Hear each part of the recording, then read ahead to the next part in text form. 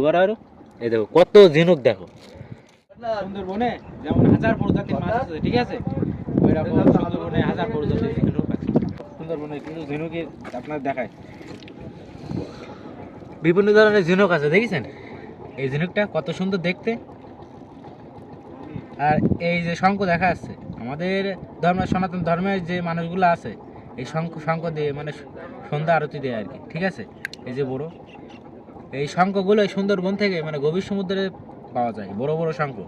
এই এত গভীর সমুদ্রে পাওয়া যায়, অত গভীরে আমরা যাইতে পারি না আর কি। আমাদের নৌকাটা ঘোরাম, এই জন্য এই নৌকায় নিয়ে আমরা অত গভীরে যাওয়া আমাদের পক্ষে সম্ভব না।